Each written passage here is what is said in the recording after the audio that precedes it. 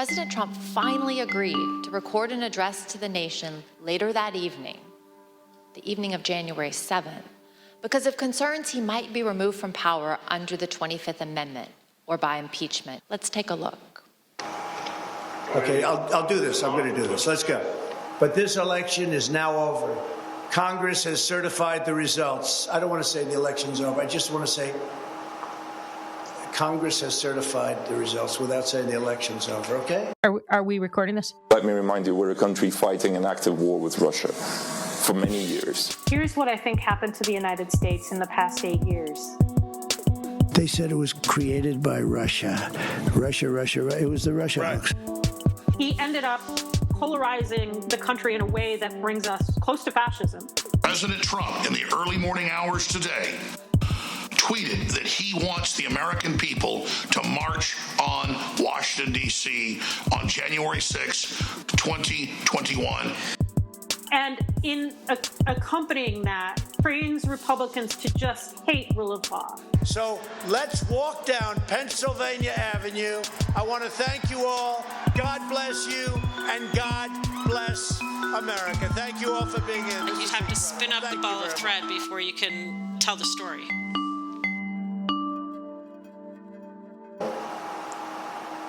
We're going to talk about campaign retribution. And we'll start at the end, which is Donald Trump. We're stuck with him. Well, revenge does take time. I will say that. It does. And sometimes revenge can be justified, Phil. I have to be honest. You know, sometimes it can. He won in spite of launching a coup and trying to steal 300 classified documents. Donald Trump apparently stashed highly classified documents about the nuclear capabilities of a foreign nation at his country club, like Henry Winkler taking home the Fonzie jacket when they wrapped Happy Days. You know, we started this, in February, or I started this in February, and then we picked it up in April. And at that point, I was sort of like, unless we reverse this trend, it's going to make the difference. We are talking today in the wake of the Supreme Court hearing on Trump's claim to have absolute immunity. And things look bleak for the home team. I think it made the difference. If we start at the end, if we start at the results, one, there was no trial.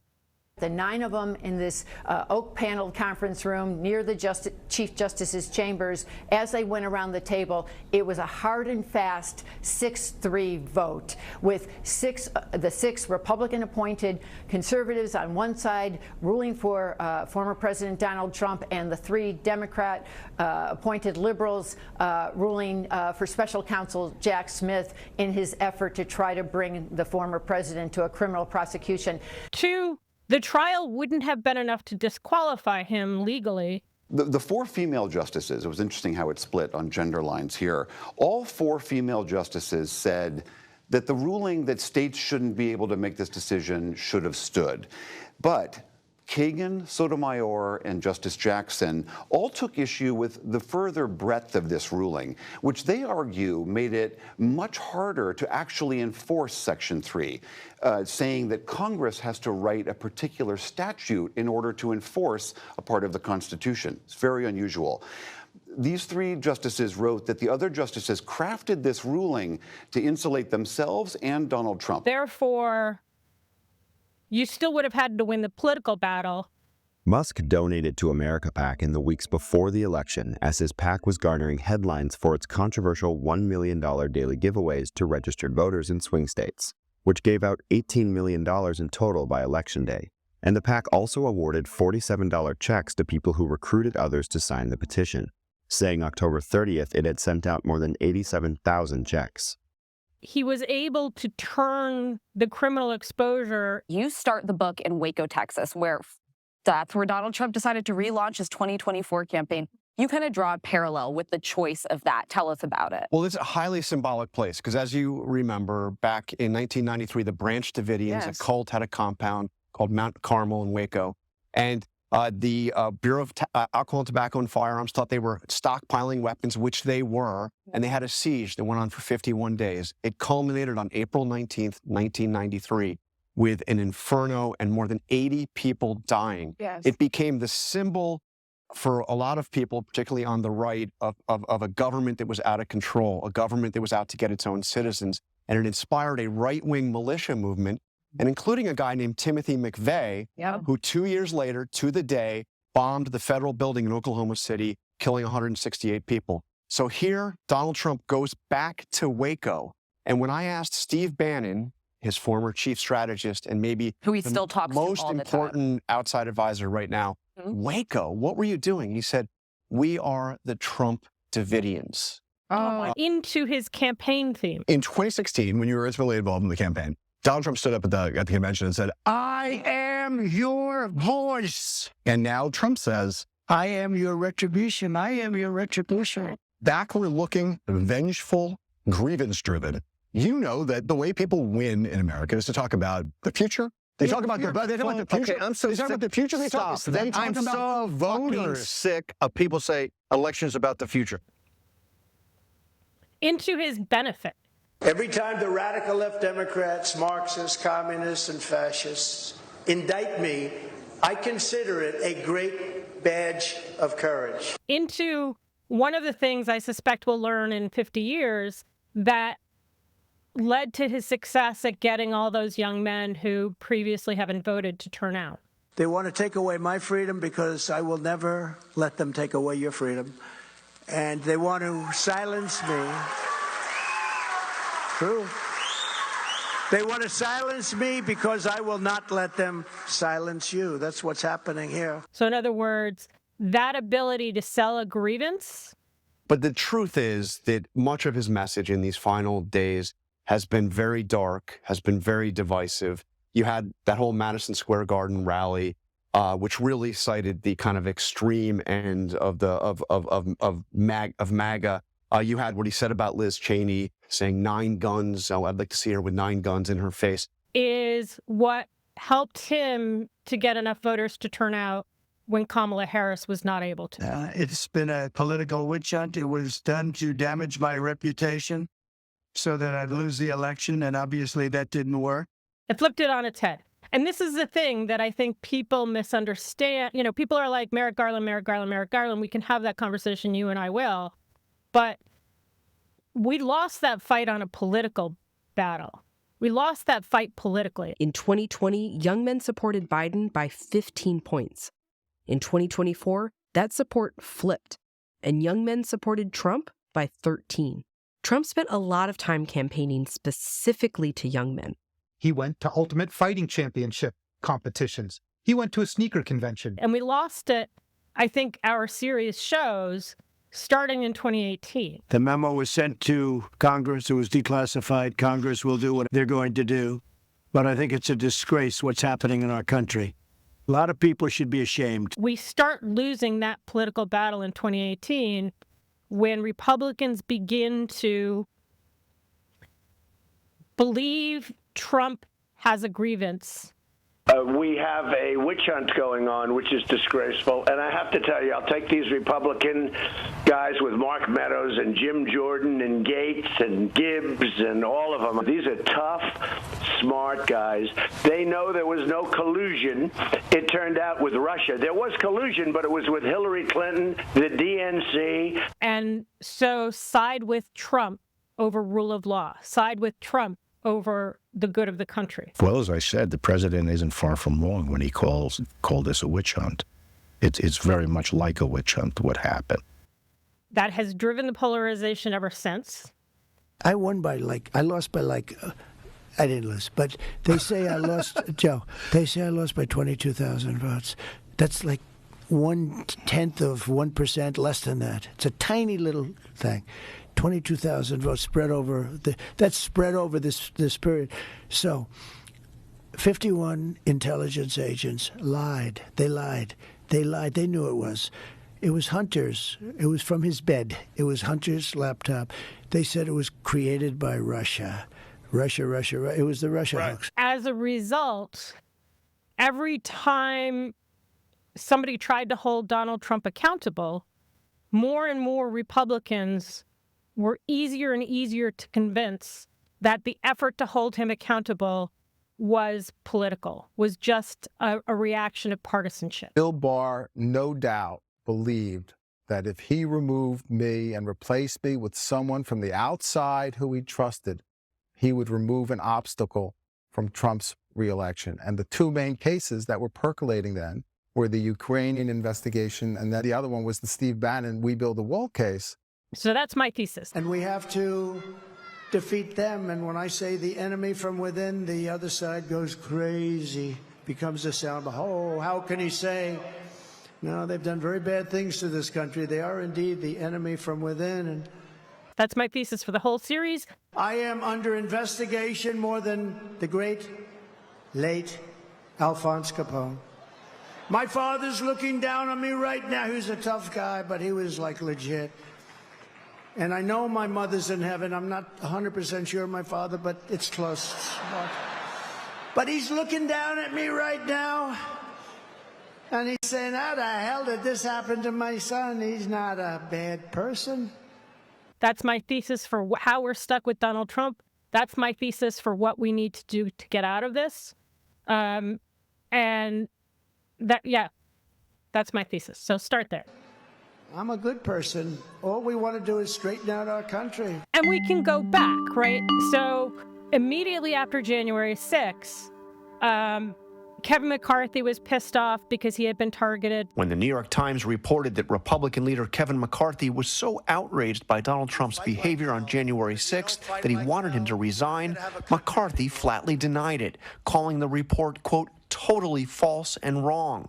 But now the reporters behind the story have presented proof, McCarthy's own voice, here talking about Trump on a call with Republican leaders 4 days after the attack on the Capitol. I've had it with this guy. What he did is unacceptable. Nobody can defend that, and nobody should defend it. Mike Pence was kind of hiding under a rock because he had almost been assassinated. Pence said, quote, his reckless words endangered my family and everyone at the Capitol that day. Mitch McConnell was furious. There's no question, none, that President Trump is practically and morally responsible for provoking the events of the day. No question about it. His spouse quit the administration. There were members of the cabinet who were quitting the administration. Those calls are mounting for the president to step down or be removed from office. NBC's Kristen Welker joins us now from the White House. She's got the latest there. Hey, Kristen, good morning. Hey, Hoda, good morning to you. That's right. Some of those calls coming from some of the president's current and former officials. Look, we cannot overstate this. This is a White House in chaos. Peter just mentioned it. Multiple officials resigning overnight after President Trump failed to deliver a full-throated condemnation of the violence yesterday as it was unfolding. Instead, he sent out 2 tweets and a short video in which he did call for peace, but he also reiterated those false claims of voter fraud. There was a real threat that he would be removed from office. And you see texts from Sean Hannity saying, this is how we're going to get through. In one exchange, Hannity lays out a 5-point plan for how to talk to Trump post-Capitol riot. No more election talk. And yes, impeachment and 25th Amendment are real. And many people will quit, to which McEnany responds, love that. Thank you. That is in the playbook. I will help reinforce. This is how we're not going to get thrown out on 25th Amendment. This is how we're not going to get impeached. And Trump followed the advice of people who got him through first the term and then impeachment. In another exchange, Hannity and McEnany discuss keeping some people away from Trump. Hannity writing, key now, no more crazy people. McEnany responded, yes, 100%. Honestly, I do think that he made enough of a defense in impeachment. Remember, one of the things he said was, I couldn't have incited the riot because it started before I got there. The few police officers there quickly fall back. And the Proud Boys make up a large portion of the first wave to reach the base of the Capitol. Once you make that argument, then he's got a pretty good point. Like, he did not incite the riot. And both the January 6th committee and Jack Smith ended up making a wider argument than that. From his December 19th tweet, he brought everyone to D.C. On December 19th, President Trump tweeted about the January 6th rally and told attendees, be there, we'll be wild. A day later, the Department of Justice describes how the Proud Boys created a chat called the Ministry of Self-Defense Leadership Chat. DOJ spent a lot of time proving that the people who came to D.C. literally thought he gave them an order on December 19th. He is now calling we, the people, to take action and to show our numbers. Literally got on Amazon and started buying weapons. The people who were at the rally, I mean, we did this in the last bit where we showed Danny Rodriguez, responded to Trump's incitement by slitting a throat. Joe Biden. Joe Biden. And then heading to the Capitol and almost murdering Michael Fanone. If he's the commander-in-chief and the leader of our country, and he's calling for help, I thought he was calling for help. I thought we were doing the right thing. The case of incitement is actually more complex than they did in impeachment, but by waiting, it gave people like Mitch McConnell an easy excuse. Removal is mandatory upon conviction. Clearly, he explained, that mandatory sentence cannot be applied to someone who's left office. Mitch McConnell, let's be honest, he wants to remain a player in the Republican Party. He spent all of his life very, very ruthlessly acquiring power, but he would be happy if Trump were gone tomorrow. We have a criminal justice system in this country. We have civil litigation. And former presidents are not immune from being accountable by either one. He's still going to play that game, but he has to look like a loyal Republican in the process. You know, we can talk about counterfactuals. What if Nancy Pelosi had called for impeachment right away? I think that may have worked. Alternately, it may have led to rioting at the inauguration. Over a dozen pro-Trump groups have registered to protest President-elect Biden's inauguration next week. This, as the FBI warns all 50 state capitals that far-right extremists could show up armed to demonstrations. For those 3 weeks, I think there's always a counterfactual of, has DOJ arrested enough people by January 20th that they're not going to riot for the inauguration, that they're not going to do something to prevent the inauguration from happening? Because that was the plan of a lot of the rioters. On Tuesday, the nation's top military officers issued a rare joint memo saying, quote, "As service members, we must embody the values and ideals of the nation. Any act to disrupt the constitutional process is not only against our traditions, values, and oath, it is against the law." Again, we talked about last week, people going out buying $10,000 of weapons, $50,000 of weapons. Like, people did not give up the fight until a couple months into the DOJ investigation, where enough people were neutralized, where the militias, for example, are at least saying we've got to stand down. So we have that counterfactual. We have efforts to achieve accountability, right? We have the efforts to achieve a bipartisan commission to look into January 6th. We've just learned about this 9/11 style commission to look into what happened at the insurrection. This is something that has been, I think, safe to say, months in the making. There had not been bipartisan agreement, but that has changed as of today. That's right. These had been incredibly thorny negotiations between congressional leadership. They actually kicked it out to the chairman and ranking member of the House Homeland Security Committee, who came up with a deal in fairly short order here. The outline of it is this. There will be a truly bipartisan commission, 10 members, the appointments broken up between the various congressional leadership. They will have subpoena power, and they will be authorized to investigate the events of January 6th and the immediate effects of what led up to it. We have Senate Judiciary Committee actually doing good work on the Jeffrey Clark stuff. So the pressure campaign that we see from what is the most detailed and fulsome account yet from the Senate Judiciary Committee is startling, because you really do start to get the sense of the full pressure that was on. But by the summer, when Kevin McCarthy decides he's going to appoint a bunch of insurrectionists to the bipartisan commission, Pelosi has broken this institution, denying the voice of members who have served in the military. That's when you begin to see partisanship take priority over any kind of fears of the insurrection, right? And McCarthy did it for a very obvious reason. It was the only way he could, keep hold of power. In the House especially, you cannot have any power as a Republican leader unless you endorse the insurrection. 2020, the COVID election year, when all the states were changing their laws and regulations without the legislatures approving that brought up constitutional questions. There were all sorts of concerns about fraud and irregularity and all those things. The January 6th committee, I think, did absolutely superb work. I just want to confirm that that is when you heard the president say the people with weapons weren't there to hurt him and that he wanted the Secret Service to remove the magnetometers.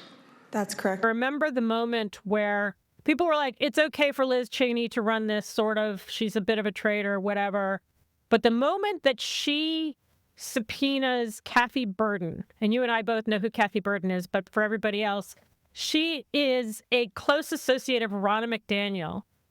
And she was the lead person among the fake electors in Michigan. Kathy Burden, a longtime GOP committee woman from the west side of the state, and Mayra Rodriguez, who is from Metro Detroit, are listed as the chairperson and secretary of the false elector slate and have now been subpoenaed by the U.S. House panel investigating January 6th. When you start subpoenaing the fake electors, right, you turn this into not just an investigation of Donald Trump, you turn it into an investigation of all the most prominent Republicans in 7 swing states, right? Kathy Burden is like, she was 70 at this point, I think. And everyone's like, oh, this sweet old lady, you know, why are you going after this sweet old lady? And it is what they use to basically kick Liz Cheney out of the Republican Party. That was the moment where anybody involved with the January 6th committee gets removed from the Republican Party. And again, if you taught the counterfactuals, could you have done this a different way? I don't know the answer. I mean, when you look at what happened with each of the state fake electors, Michigan fake electors, they got charged in Michigan, right? They all knew that they were not complying with the rules. They're trying to do their constitutional duty. I understand. And their constitutional duty requires them to be at the Senate chamber today at 2 p.m. Okay. They're here. They're not, I understand they're not being permitted in. In Pennsylvania, literally those people didn't break a law because what they got a caveat in their fake elector certificate saying, we're only doing this if you have a basis. It was the Hawaii argument that everyone was hanging on. That year, the vice president received 2 complete sets of electoral certificates from Hawaii. One lot from the Republicans, the other lot from the Democrats, and one typed letter with basically the same wording that Dr. Kelly Ward and her crew signed. The letter wasn't a big deal. It was never used, and it wouldn't have changed the result of the election anyway. But there was a sense that the vice president had some agency, some sort of a choice to make. Nixon didn't make a fuss about the certificates. It wouldn't have changed the result. But what if Hawaii was critical to the election? Could he have stood in the way if he'd wanted to? After the 2020 election, people were telling Donald Trump that the answer to that question was yes. So it's different in state by state, and they knew this in December of 2020. It's different in state by state, the degree to which it is illegal to be a fake elector. Michigan happens to be one of the really problematic ones. Georgia, problematic one. Nevada, problematic one. But Pennsylvania, they covered themselves. They covered themselves, ironically, because Tom Marino, who was a hard-ass former U.S. attorney, said, no, this isn't legal, and he got that caveat language included. The indictment says some of Trump's fake electors in Pennsylvania expressed concern about signing certificates that identified them as actual electors. The indictment says Giuliani falsely assured them that the certificates would only be used if the courts overturned the results in Pennsylvania. But even still, right? So at this point, 2021, DOJ is hiding their investigation very well. I've described how in April, literally first day on the job, they seized Rudy Giuliani's phone in the Ukraine investigation. FBI agents executed search warrants against former New York City Mayor Rudy Giuliani Tuesday. It was part of an investigation into his dealings in Ukraine. And sometime between then and September, they get the really smart idea that they can do a privilege review of his phones. They end up prioritizing the one he used on January 6th. We know from his privilege log, it's mostly stuff related to January 6th. And so without publicly showing that they were investigating people close to Trump, they had seized Rudy's phone and were exploiting it. But they were, probably for good reason, trying to delay the time when Trump could start taking them on directly. Geraldo, what do you think? Do you think that the indictments and his message in particular about they're not going after me, they're going after you, could actually resonate beyond the primary? I think uniquely in the universe, Donald Trump benefits whenever there is another count and another indictment. There's a feeling of aggrievement in his constituency, and they feel the government has been weaponized against him.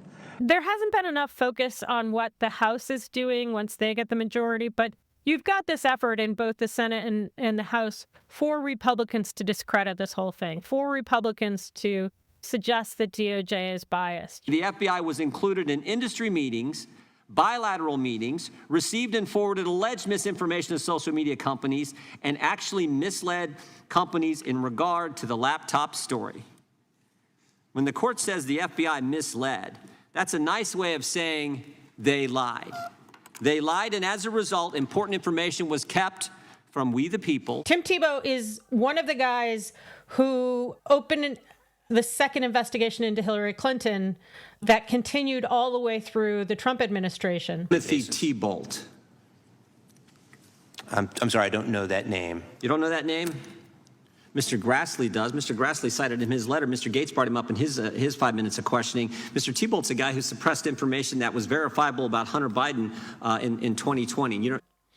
And Tebow is also a guy who has been turned by Chuck Grassley and Jim Jordan into this anti-Trump FBI agent because in 2020 he did a few things to protect the integrity of the Hunter Biden case. Most importantly, at the request of the FBI investigating Hunter Biden. So at the request of the FBI in Delaware. And he is, in many ways, emblematic of the way in which the right wing has to invent these boogeymen to turn the FBI against Donald Trump. On top of it all, the FBI Special Agent Tebow, the anti-Trump agent that violated the Hatch Act for political activities on the job, started one of Jack Smith's cases. So it's not just Trump who has created this notion that DOJ is biased against Republicans. Jordan had been doing it for years and he never stopped. And I haven't even talked about the spying that took place of a presidential campaign or the raiding of a former president's home. And James Comer. If you're going to investigate the Biden family, you have to investigate not just tax evasion, but money laundering and racketeering and being an unregistered foreign agent and bribery. Picked up where Mark Meadows left off. If Mueller was doing such a great job on investigating the Russian collusion, why could he have not found the conflict of interest within their own agency? You've got this concerted effort to undermine any kind of investigation into Republicans. And it's really the follow-on of Devin Nunes's efforts to undermine the Russia investigation. Today, I briefed the president on the concerns that I had about incidental collection and how it relates to President-elect Trump and his transition team and the concerns that I have. There's a clear through line in what the House especially does to discredit any legal investigation of Republicans. Clear through line. We think it is clear evidence that the Democrats are not only trying to cover this up, but they're also colluding with parts of the government to help cover this up. I mean, everything that Bill Barr did. How could this have happened? Well, Durham is supposed to make the judgment as to whether or not this was undertaken in good faith, and it was an example of overzealousness to protect the integrity of the election. You better take it 1 second to tell us who Durham is. Durham is the special counsel that I appointed to look into how this got going, how this whole Russiagate narrative got going, and why people did what they did, especially the FBI. This effort to politicize FBI, that has the effect, when you start investigating Donald Trump, to lead FBI agents to get cold feet. They wanted to seek a direct connection between the violence and somebody via a phone record or something else to launch that investigation. You have to realize this is an FBI that was twice stung, with the investigation into Russian interference with the Trump election in 2016, and before that, James Comey's decision to reopen the investigation into Hillary Clinton. And this was the third time, if you will, the FBI stepping into the breach to investigate a president or a presidential candidate, and they really wanted solid evidence. Now, the guy who's most famous for this is Steve D'Antuono, who is in charge of the D.C. Washington field office, both before January 6th. To be clear, the brutality the American people watched with shock and disbelief on the 6th would not be tolerated by the FBI. So he fucked up by letting it happen, and after. They brought in an investigator named Tom Wyndham. He went to the FBI and said, will you help me investigate the fake electors? And even then, 10 months afterwards, the FBI Washington Field Office Director, Stephen D'Antuono, said, no, you don't have enough evidence. I'm not going to subpoena the Willard Hotel. Now, interestingly, he was the guy in charge of the Detroit FBI office when they arrested the people targeting Whitmer. But unlike normal, he wasn't the one who ran to the cameras and took credit for it. And again, you and I both know this, but there were big problems with that FBI investigation. It was a real investigation. There was a real kidnapping attempt, but it was also the kind of thing that FBI bollockses, and they did. Defense lawyers said the four were just big talkers, sometimes fueled by drug abuse, who were spurred on by no fewer than 12 undercover FBI agents and informants. So Steve D'Antuono moves from Detroit to Washington. You can see in the lead up to the insurrection, they're sort of like, I really don't want to make too much out of the, these militias converging on D.C. When the effort to investigate Trump moves to a more overt spot, both in the documents case starting in May 2022, but also in the January 6th case in November 2021, at which point, by the way, they have much of Rudy's DOJ at least has much of Rudy's January 6th phone contacts in November 11th, 2021. But at that point, you begin to see FBI balk, and DOJ has to fight every step of the way to take very obvious steps. You see that with sort of this hesitation to do the search of Mar-a-Lago. And it's summer 2022, right? So May of 2022 is when the documents case goes over. May of 2022 is when subpoenas start going out overtly from the FBI. There's been subpoenas going out for some time before that.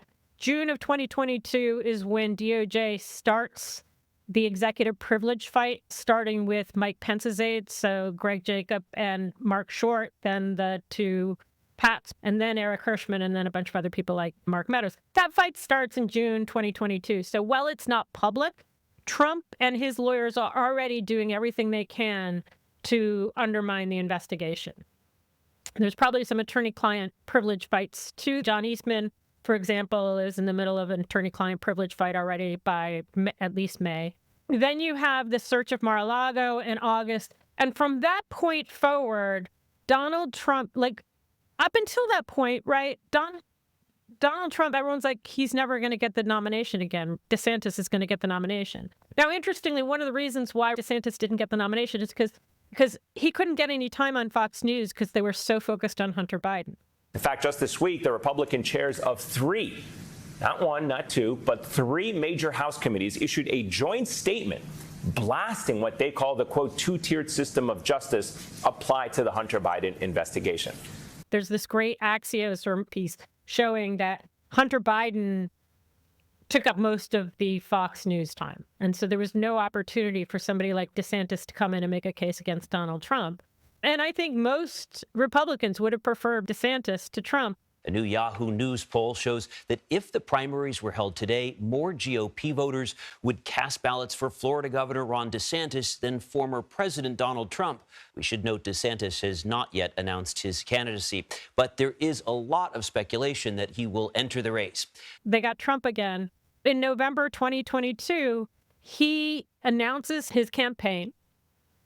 And from that point forward, every time he makes a campaign appearance, he says, this legal investigation is an attempt to deprive me of my political campaign. Every single time.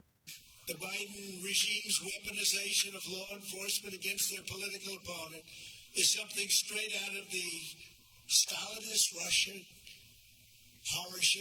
They do the rally in Waco, and that is all about retribution. We will take care of it. We will take care of it. And so from November 2022, you've got Trump in legal cases saying they are doing this legal case for the sole purpose of defeating Joe Biden's opponent. Because I'm being indicted for you. You have every single appearance him saying the legal case against me is unjust. It's a witch hunt. I'm being attacked. I'm being indicted. You have to remember this, and I believe it's true. I'm being indicted for you. You have the entire theme of his campaign from that Waco rally is a means to embody in him being targeted, to embody this notion of grievance that you especially see in young men. Trump here is he's not just playing victim himself, saying, hey, they're coming after me. He's saying they're coming after you. The they part is the institutions of our government. So if you turn this and say, it's not just coming after me, everyone is victimized by our very institutions, you literally are eroding the values that incorporate our democracy. That ended up leading those young men to turn out. That is the campaign platform. The campaign platform is literally running on delegitimizing DOJ, running on delegitimizing these investigations. And while I think that the January 6th committee did an absolutely superb job on messaging and packaging it up. For nearly a year, the House committee investigating the January 6th attack on the U.S. Capitol has worked mostly behind closed doors, gathering more than 140,000 documents and talking to more than 1,000 witnesses. Today, the committee continued the public phase of its investigation, sharing new details from some of former President Trump's inner circle about the spread of the false narrative that the 2020 election was stolen. I think that moment in summer of 2022, you have a real opportunity, I think, to knock the legs out from under Donald Trump. And that's, again, when people still believe that DeSantis had a chance. And then it all goes away. And it goes away partly because you needed to retain that messaging that the January 6th committee was able to achieve. And you're never going to do that with a criminal investigation, not even with a trial. If it had gone to trial, like even the New York civil case where Donald Trump's company was found guilty of fraud. A New York jury has found the Trump Organization guilty of 17 counts of criminal tax fraud for a scheme top executives used to dodge personal income taxes. Right? Of cheating, of claiming that his buildings were bigger and more powerful than they really are. That should have been incredibly damaging for Donald Trump. And even though you had journalists reporting from the courtroom, and even though you had video from the courtroom, frankly, most legacy media outlets weren't very interested in covering it. Former President Donald Trump has been found liable of real estate fraud in New York. A judge ruled that Trump committed fraud for years while building up his real estate empire. I mean, it should have driven the coverage nonstop because it was Donald Trump. I mean, importantly, it wasn't just Donald Trump being a crook, but it was also Donald Trump lying to people about how big his penthouse is, lying to people about the thing that has always been core to his personality, about his real estate empire. The civil lawsuit brought by the New York Attorney General claimed that Trump and his company deceived banks, insurers, and others by exaggerating his net worth to secure financing. So that didn't get covered.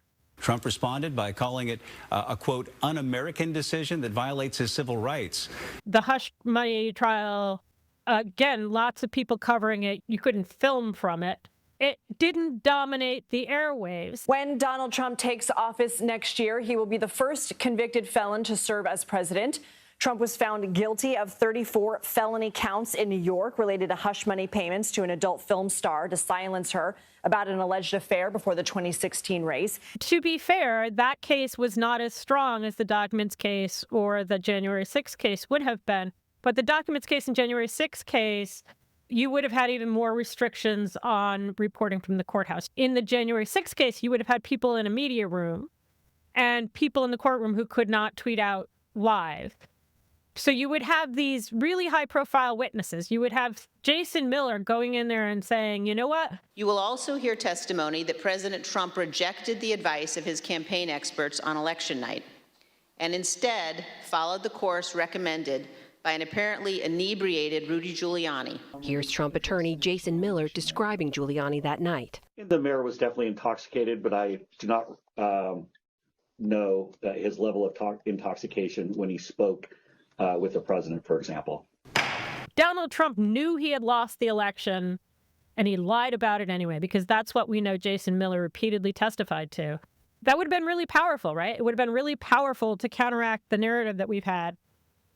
We didn't get there. We'll be talking about why we didn't get there for, forever. But even if we had gotten there, there's nothing that would have prevented Donald Trump from making the same counterclaims that he was making in public. There was love and peace. And some people went to the Capitol. And a lot of strange things happened there. A lot of strange things with people being waved into the Capitol by police. Where, in my opinion, we collectively failed was in leaving vacuum for him to fill, in journalists letting him say uncontested. I was treated very, very unfairly. It is a fact that Donald Trump was treated just like 300 other people, 300 other January 6ers, also charged with obstruction, also let out pre-trial based on an early decision made in the D.C. Circuit, but also facing a felony conviction if he were convicted of it. So he's one of the same as these 300 people. And at first, Donald Trump only tries to say that he has no association with those rioters. They asked me to go make a speech. As we see, and as we'll see when he pardons a bunch of them next week, he says they're mine. Tomorrow, everybody in this very large arena will be very happy with my decision on the J6 hostages. He makes, again, as a campaign ploy, that fucking January 6th choir singing his campaign theme, right? Ladies and gentlemen, please rise and place your hand over your heart for the #1 song on iTunes, Amazon, and the Billboard charts. Justice for All, featuring President Donald J. Trump and the J6 Choir.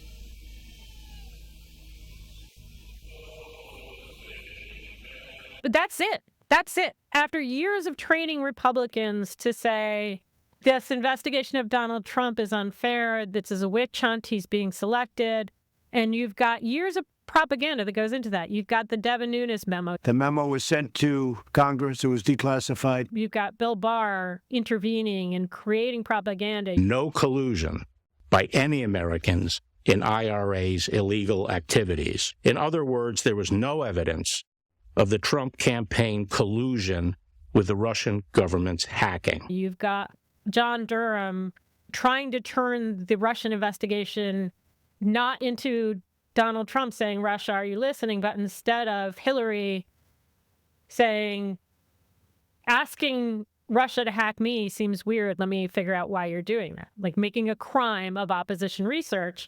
Did anything in your report prove false that Russians met with Trump's family during the campaign at Trump Tower after an offer of dirt on Hillary Clinton? Anything prove that meeting didn't happen?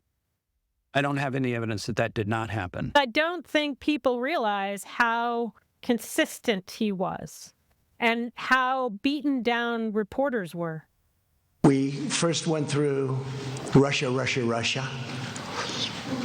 It was all bullshit. Like the New York Times, Maggie had a long series where they're like, we're going to talk about how abusive Trump's going to be in his second term. And they always backed off saying that Trump had retaliated against his opponents the first term. Always. And it's the kind of thing that Maggie always does. They hid the Durham investigation. Hillary Clinton and her campaign set up President Trump during his campaign and after he won the presidency in 2016 and 17. Special counsel John Durham's latest filing on the Russia collusion lie reveals the Clinton campaign paid a government-contracted technology company to intercept and spy on President Trump before and during his time as president. They hid the Hunter Biden investigation. And he's got to act fast. He's got to appoint somebody. This is major corruption, and this has to be known about before the election. That was key to Trump's claim. Hiding the way he retaliated politically is really fundamental to Trump's claim that he's the victim here. Right? They tried to throw the former president in prison. They wanted to send him to Rikers Island. They wanted to ruin his life. They did try to destroy his reputation, all in order to block him from winning an election. This is a massive scandal, one of the biggest in modern American history, and the media, they're perfectly fine with it. These Democrats utterly failed, and now it's time for a reckoning at the DOJ, the FBI, and the clown shows that are going on in Atlanta and New York. It was brilliant. The man is a con artist. It was wildly successful. And Democrats barely talk about it and clearly did not respond to it. You love the country. I love the country. We want to take it back. I could be right now on the most beautiful beach in the world. I could be at Turnberry in Scotland. I own it. I could be anywhere. I got that greatest. I don't have to be here, but I would much rather be at Madison Square Garden with. That is how Donald Trump has fed polarization. That is how Donald Trump has fed grievance, has really made himself to be a champion of these young men who are disaffected. On the night it became clear President-elect Donald Trump won the presidency again, he was joined on stage by members of his family and several high-profile supporters. This is karma, ladies and gentlemen. He deserves this. They deserve it as a family. Including the CEO of Ultimate Fighting Championship, Dana White, who paid tribute to a group of men he believed helped sway the election. I want to thank the Nelk boys, Aiden Ross, Theo Vaughn, Bustle with the Boys, and last but not least, the mighty and powerful Joe Rogan. That was his campaign platform, and it was hugely successful. Thanks for listening to Ball of Thread. To support this series, go to patreon.com/balloffthread. We appreciate your sharing this work with anyone who cares about the Constitution, and please consider giving us a 5-star rating wherever you get your podcasts.